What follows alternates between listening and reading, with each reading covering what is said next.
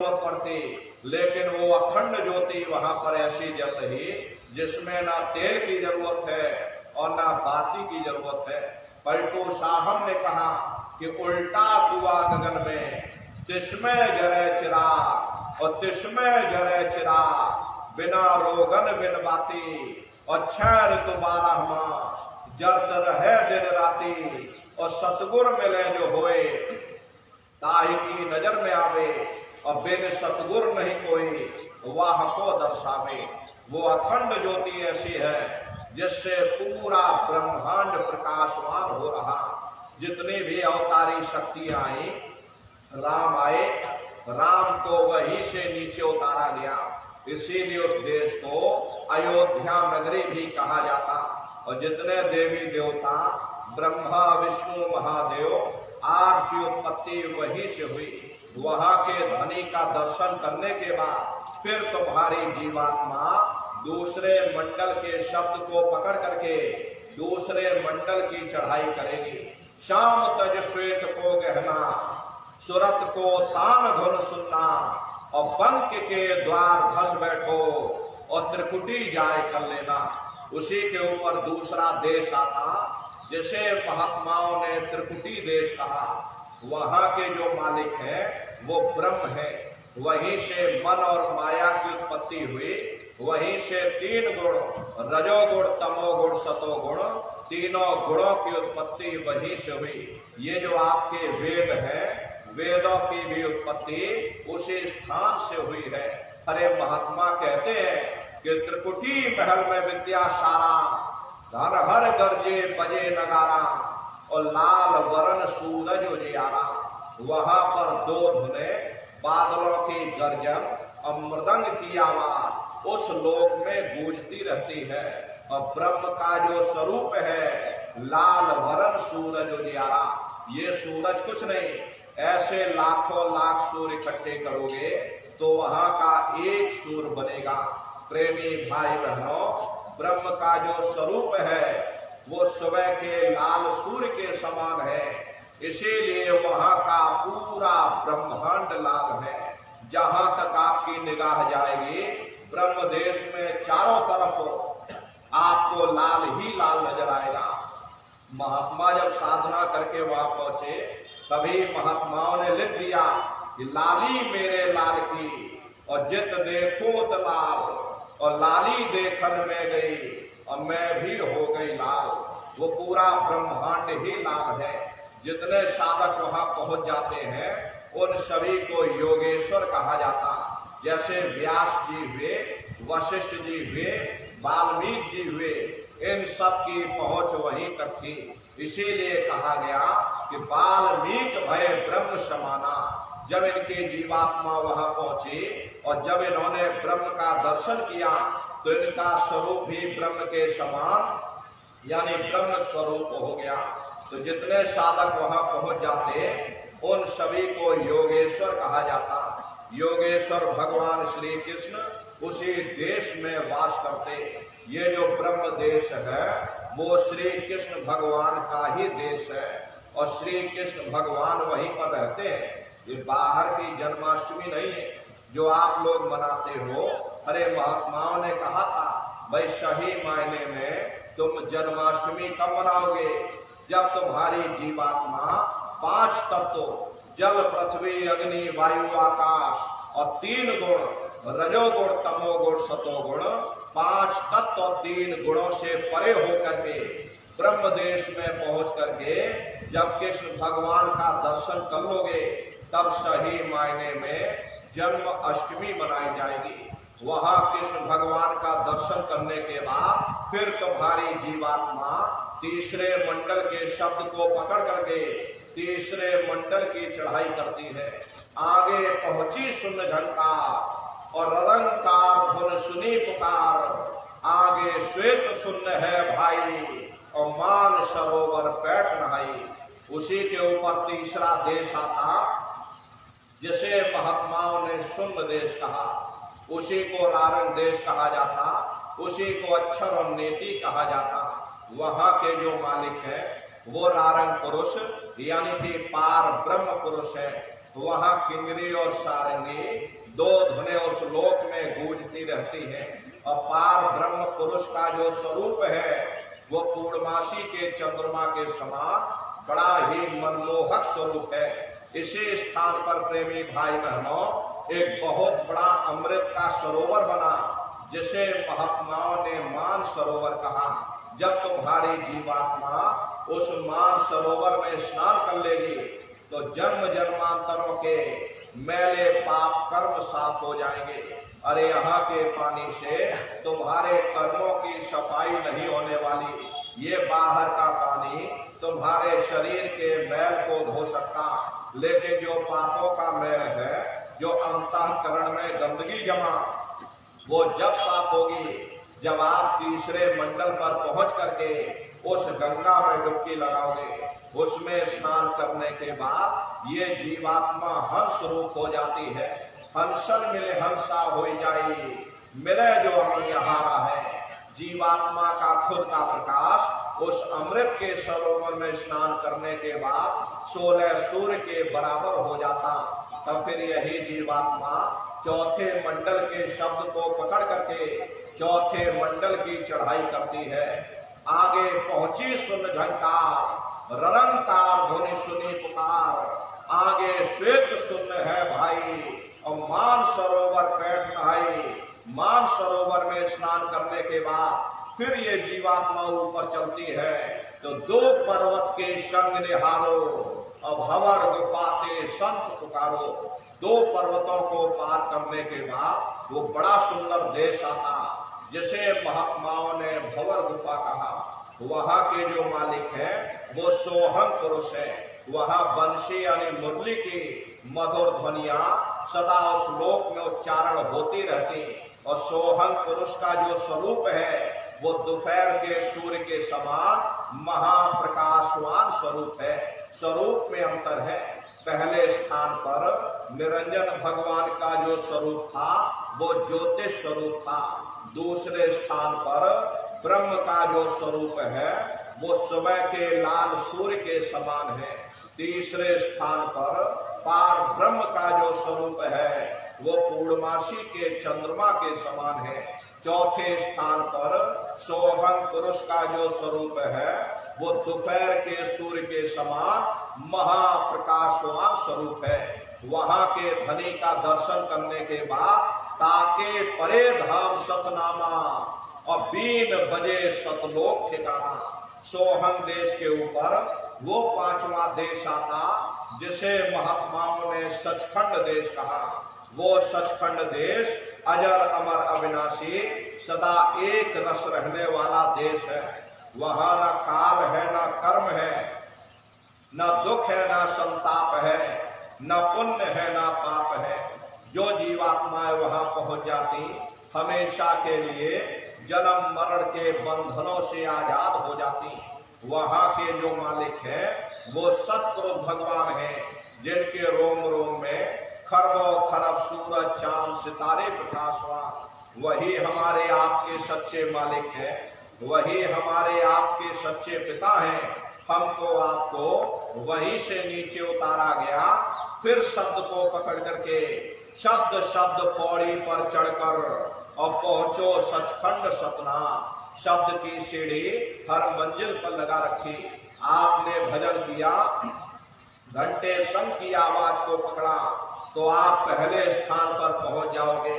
वहीं पर दूसरे मंडल का शब्द सुनाई पड़ेगा, उसे आप पकड़ लोगे तो दूसरे मंडल पर चढ़ जाओगे। ऐसे ही शब्द दर शब्द, मंजिल दर मंजिल ये जीवात्मा अपने देश सचखंड में पहुंच जाती। तो शब्द का पकड़ में आएगा जब आप भजन करोगे। और भजन कैसे किया जाएगा एक बार फिर से आप लोग समझ लीजिए। ये आंख और कान को बंद करिएगा लेकिन मन को रोकिएगा। ऐसे समय पर तुम्हारा ये मन जरूर भागेगा। अभी आप सत्संग में बैठे हो, शरीर तुम्हारा यहाँ बैठा लेकिन मन सारी दुनिया में भ्रमण कर रहा। अब किसी को पानी पीने जाना, मन पानी पीने पहुंच गया। कोई बाल बच्चों को घर में छोड़कर आया, तो मन बाल बच्चों में पहुंच गया। कोई दुकान दफ्तर छोड़कर आया, मन दुकान दफ्तर में पहुंच गया। कोई खेती बाड़ी छोड़कर आया तो शरीर यहाँ बैठा, मन खेत में बाजरा काट रहा। तो ऐसे भजन से कोई लाभ नहीं होगा। हर जिन्होंने मार मन डाला उन्हीं को सूरमा कहना, और बड़ा बैरी ये मन घट में किसी का जीत ना कटना। अगर दुनिया में कोई हमारा दुश्मन है वो केवल हमारा मन है। ये मन रूपी रावण कब मरेगा? जब 9 द्वारों पर फतेह हासिल करके तुम यहाँ 10वें द्वार पर चढ़ जाओगे, तब सही मायने में दशहरा मनाई जाएगी। ये बाहर की दशहरा नहीं है जो लकड़ी का रावण आप बना देते हो और फूंक फांक करके घर चले आओ। कहते भाई हमने रावण मार दिया। अरे महात्माओं ने कहा था भाई सही मायने में तुम दशहरा कब मनाओगे? जब 9 द्वारों पर फतेह हासिल करके तुम यहाँ 10वें द्वार पर चढ़ जाओगे, तब सही मायने में विजयदशमी मनाई जाएगी। तभी मन रूपी रावण मरेगा, तब तुम्हारी जीवात्मा, और इसी जीवात्मा को महात्माओं ने राम भी कहा। अरे आपकी धर्म पुस्तकों में लिखा है, एक राम दशरथ का बेटा, एक राम घट घट में लेटा, एक राम का सकल पसारा, और एक राम है सबसे न्यारा। एक वो राम है जो अयोध्या के वासी हैं, और एक राम घट घट में लेटे, यानी हमारी आपकी जीवात्मा जो हर एक के अंदर मौजूद है। महात्माओं ने कहा भाई एक वो राम है, और एक राम का सकल पसारा, यानी पहले स्थान के मालिक वो निरंजन भगवान, जिनको दुनिया त्रिलोकीनाथ कहती है, जिनका ये पूरा पसारा पूरा संसार है। महात्माओं ने कहा भाई एक वो राम है, और एक राम है सबसे न्यारा, 5वें स्थान के मालिक वो सतपुरुष भगवान जो हमारे आपके सच्चे पिता हैं। महात्माओं ने कहा भाई एक वो राम है। तो महात्मा तो उस राम की महिमा गाते। प्रेमी भाई बहनों, मोटी बात आप लोग पकड़िएगा कि मन रूपी रावण जब मर जाएगा, तब ये जीवात्मा ये राम शब्द को पकड़ करके जब पहले स्थान पर निरंजन भगवान के देश में यानी अयोध्या नगरी में पहुंचेगी, वहां निरंजन भगवान के स्वरूप का यानी ज्योतिष स्वरूप का दर्शन करेगी, तब सही मायने में दिवाली मनाई जाएगी। ये महात्माओं का अपना एक आध्यात्मिक उद्देश्य रहा। आप तो मोटी बात पकड़ो कि भजन कैसे करना, तो ये आंख और कान को बंद करिएगा, ऊंचा ध्यान दे करके सुनना, सीटी जैसी आवाज मिलेगी उसको पकड़ लेना, सुनते रहना। कुछ समय बाद में आपको दोबारा अनुभव होगा कि कहीं बड़ी दूर से एक महीन आवाज, घंटे और शंख की आवाज हमारे कानों में गूंज रही। जब घंटे शंख की आवाज आपको सुनाई पड़ने लग जाए, तब आप सीटी की आवाज को छोड़ देना और घंटे शंख की आवाज को पकड़ लेना, उसको सुनने लग जाना। एक बार आप उस आवाज को पकड़ लो, फिर वो आवाज आपको नहीं छोड़ेगी, खींच करके और शरीर से बाहर कर देगी। फिर रोज आना, रोज जाना, रोज ब्रह्मांडों की सैर करना, रोज देवी देवताओं के दर्शन करना, रोज आसमानों की उड़ान भरना, रोज राम के दर्शन करना और रोज कृष्ण के दर्शन करना। ये सुमरन, ध्यान और भजन 3 क्रियाएं आपको बताई गई। नित्य नियम से करिएगा, रास्ता बिल्कुल सच्चा है। आप करोगे, आपको अनुभव होगा, दिखाई भी पड़ेगा और सुनाई भी पड़ेगा।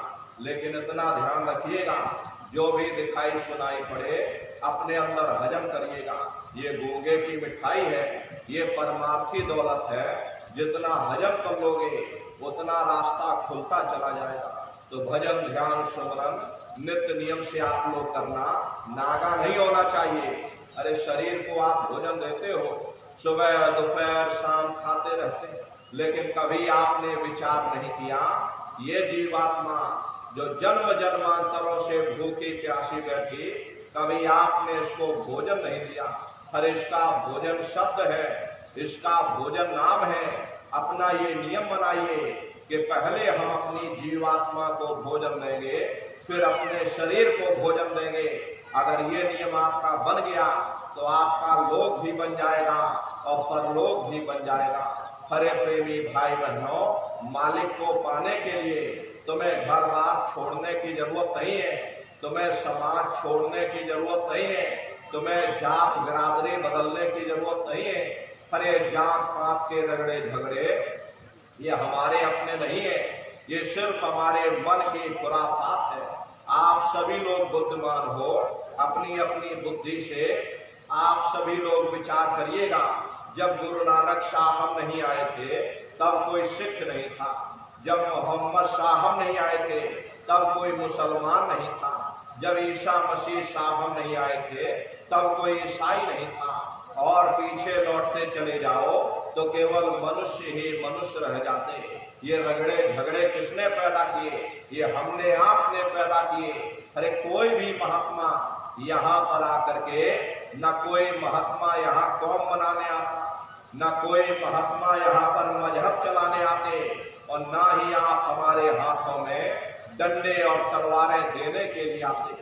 अरे आपको सच्चा मार्ग, सनातन मार्ग समझाने के लिए इस धरा भूमि पर शरीर रूप में अवतरित होते। इसीलिए महात्मा समझाते हैं, वह जाति पाति पूछे नहीं कोई, और हरि का भजे सो हरि का होई।